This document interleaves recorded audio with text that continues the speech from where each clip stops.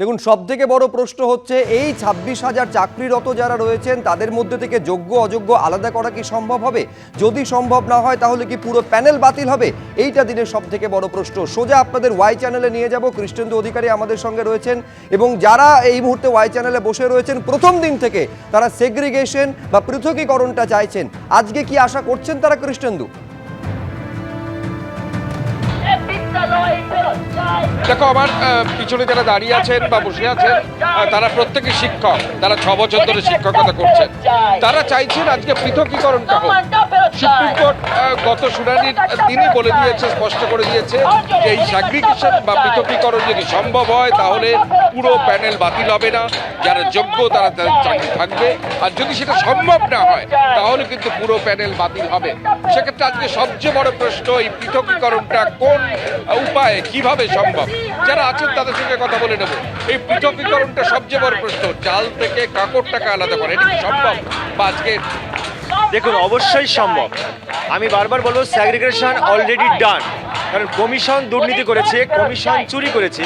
আর 27শে December থেকে আজ এই 32 দিন শারীরিক এবং মানসিক ব্যথি নিয়ে, কষ্ট নিয়ে আজ আমরা এখানে পড়ে আছি। যারা দুর্নীতির সঙ্গে যুক্ত নয়, যারা একটি টাকাও যারা চাকরির জন্য খরচ করেনি বা দেয়নি, আজ তাদের অবস্থা এই ওয়াই চ্যানেলে কেন? তাই অ্যাজ পার সিবিআই যে স্যাগ্রিগেশন করে দিয়েছেন, সরকারের উচিত, বিরোধী লয়ারদের উচিত সেটাকে মেনে নিয়ে স্যাগ্রিগেশনটা করে দেওয়া, এবং আমরা যারা দুর্নীতিহীনভাবে চাকরি করছি তারা যেন দুর্নীতি মুক্তভাবে চাকরি করতে পারে। অর্থাৎ আজকে সিবিআই কি রিপোর্ট দেয় সেটার উপর খুবই গুরুত্বপূর্ণ। রাজ্য সরকার ইতিমধ্যে স্পষ্ট করেছে যে এই স্যাগ্রিগেশন বা পৃথকীকরণ সম্ভব, আজকেও হয়তো তাই বলবে। কিন্তু সুপ্রিম কোর্ট কি সন্তুষ্ট হবে?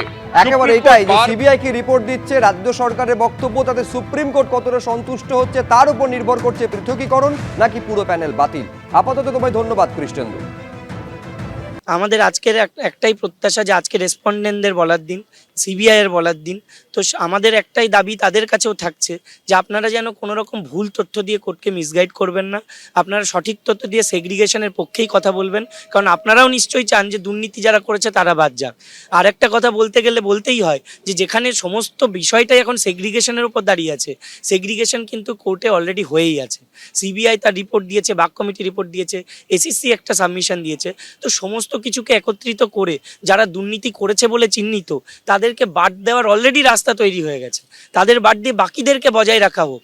কলকাতা হাইকোর্টে বিভিন্ন তদন্তকারী সংস্থা, সিবিআই, বাক কমিটি, তারা প্রুভ করে দিয়েছেন কারা দুর্নীতিগ্রস্ত, কারা দুর্নীতিগ্রস্ত নয়। এবং অলরেডি যারা ফ্রড ক্যান্ডিডেট তাদের চাকরি ইতিমধ্যে বাতিল হয়ে গেছিল, তাদের বেতন বন্ধ হয়ে গেছিল। এবং কলকাতা হাইকোর্টের রায়ে বলেও দেওয়া হয়েছে যারা ফ্রড ক্যান্ডিডেট হিসেবে চিহ্নিত তাদেরই উইথ 12% ইন্টারেস্টে টাকা ফেরত দিতে হবে। আমাদের কিন্তু বলা নেই। তাহলে আমরা কেন কষ্ট করছি? তাই ন্যায়ের আদালতের কাছে আমাদের একটাই প্রার্থনা, যে স্যাগ্রিগেশন সিবিআই অলরেডি করে দিয়েছে, যে স্যাগ্রিগেশন সরকার একবার মেনেও নিয়েছিল, যে সরকার চুরি বা তাদের অপরাধের কারণে আমরা সেই দায়টা নেব না।